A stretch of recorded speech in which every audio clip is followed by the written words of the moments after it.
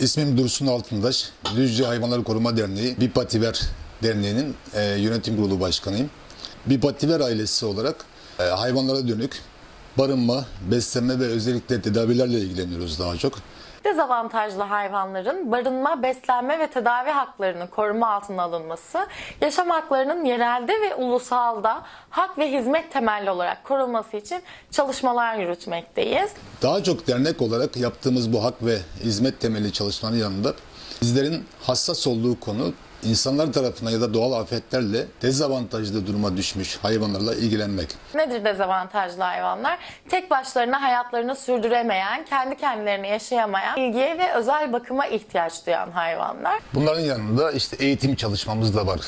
Özellikle ilköğretim çocuklarına verdiğimiz eğitim çalışması derneğin yürüttüğü faaliyetlerden bir tanesidir. Eğitim faaliyetlerimiz, kulübelerimiz, hayvan haklarına yönelik bilinçlendirme çalışmalarımız olsa da özellikle 2021 yılının geçtiğimiz yılın da doğal afet bilgilendirme yılı olduğu düşünüldüğünde bu proje bizler için oldukça önemli. Özellikle afetlerde dezavantajlı hale gelmiş sokak hayvanları konusunda neler yapabiliriz?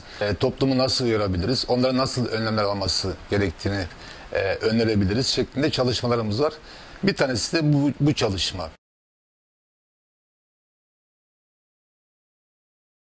Düzce bir afet bölgesi. Geçmişte 99 depremlerini yaşamış, 2 depremi de yaşamış bir il. Aynı zamanda son 2 sene içinde, son 3 sene içinde 2 sel felaketi yaşamış bir il Düzce. 2 depremi arka arkaya yaşadık. 17 Ağustos ve 12 Kasım depremleri. Çok sayıda insanımızı kaybettik. Birçok insanımız sakat kaldı bu deprem neticesinde. Ancak tabii ki bu 2 deprem bize çok şey öğretti. Bunlardan en önemlisi de önceden önlem almanın ne kadar önemli olduğunu öğrendik. Binlerce insan ve doğal olarak milyonlarca insan ülkemizde bu afetlerden çok olumsuz etkilendi.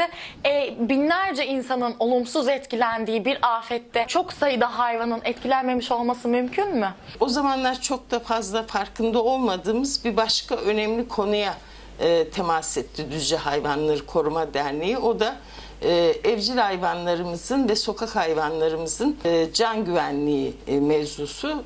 Bu da çok önemli çünkü bu sevgili dostlarımızın da depremden en az zararla kurtulmasını sağlamamız gerekiyor. Bizler gördük aslında Elazığ, Malatya depremlerinde, İzmir depremlerinde yaşadık bunu. Oradaki özellikle Elazığ ve Malatya'da büyükbaş hayvanlar, İzmir'de daha çok evcil hayvanların zor durumda kaldıklarına şahit olduk hepimiz. Sokak hayvanlarının maalesef şu anki durumu çok da iç açıcı değil.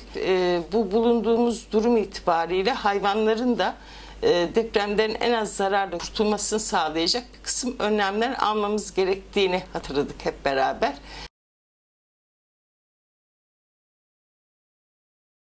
Yaşadığımız yangınlar var geçtiğimiz yaz.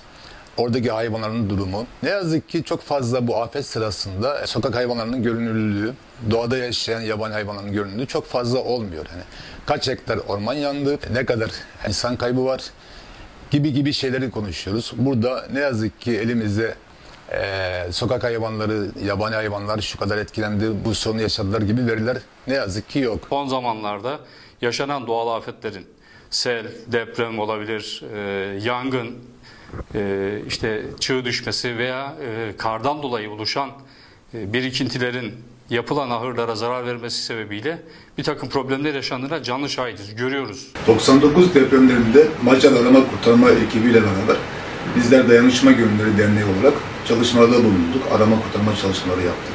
O dönem gözlemlediğimiz durumlarda şunu çok net gördük. Herkes bir mahşer yeri gibiydi zaten deprem bölgesi, afet bölgesi. Hayvanlara dönük hiçbir çalışma yoktu. İnsana dönük çalışmalar tüm hızıyla devam ediyordu. Afetlere gittiğimizde gördüğümüz en büyük ihmal maalesef hayvanların yaşam alanları. İnsanlarımız hayvanları ikinci plana atıp yaşam alanlarını sağlıklı bir şekilde ortaya koymuyorlar. Hayvanlar doğal afet bölgesini kolay kolay terk etmiyorlar. Alıştıkları yeri çok zor terk ediyorlar. İnsanlar terk ediyorlar, çadır kentlere yerleşiyorlar ama hayvanlar hala eski yerlerinde durmaya devam ediyorlar. O mahallenin sakinleri onlar. Bu durumlarda biliyorsunuz ki hayvanların ölümleriyle sebebiyet verebiliyor. Gerek depremler, seller. Hatırladığım enkazdan çıkmış, sırtı yanmış bir köpeğin hamile bir köpeğin bir çadıra almıştık. Oraya sığınmıştı ve orada doğurmuştu. Deprem sonrası çadırda yaşamını sürdürürken onun da yaşamını sürdürmesini sağlamıştık. Arama kurtarma ekipleri bu işleri gerçekten gönüllü olarak yapıyoruz ve karşılaştığımız sahneler gerçekten çok üzücü. Birçoğumuz buna dayanamıyoruz, hatta öyle söyleyeyim. Ahır çökmesiyle karşı karşıya kaldık. İçinde 13 büyükbaş hayvan, 6 tane de köpek yavrusu vardı.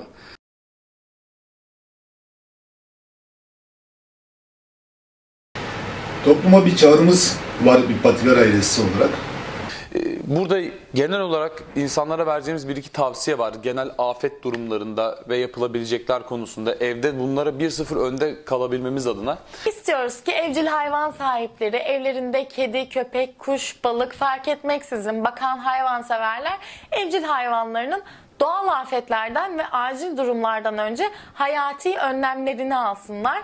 Tabii ki bu yaşayarak öğrenilecek bir şey, ancak nasıl kendimize bir depreme hazırlık anlamında önce binalarımızın güvenli olmasını önemsiyoruz. Sonra deprem anında nerelere nasıl bir önlem alarak kendimizi koruyabileceğimizi düşünüyorsak, hayvanlarımızın da nasıl en az zararla bu depremi atlatabileceğini düşünmemiz gerekiyor. Özellikle evcil hayvan besleyenler kendilerine depreme dönük, afete dönük deprem kitleri, afet kitleri hazırlarken evcil hayvanları için de deprem çantası hazırlasınlar. Evimizde ilk yardım çantaları, bunların olması gerekiyor. Köpeklere, kedilere seviyorsak, yardım etmek istiyorsak veya evcil hayvan evimizde bakıyorsak bunlara ihtiyacımız var. O evcil hayvanlar dışarı çıktığı zaman onun bir süreliğine de olsa yaşamını sürdürecek, işte içinde gerekli malzemenin olduğu bir çanta yanlarında olsun. Evlerinde bir balık bakıyorlarsa, bir kuş bakıyorlarsa o akvaryumları, o kafesleri mutlaka bir yaşam üçgeninin içerisinde konumlandırsınlar. Olası bir doğal afette, acil durumda hayvanların akvaryumunun üstüne, kafesinin üstüne düşebilecek eşyalar barındırmasınlar.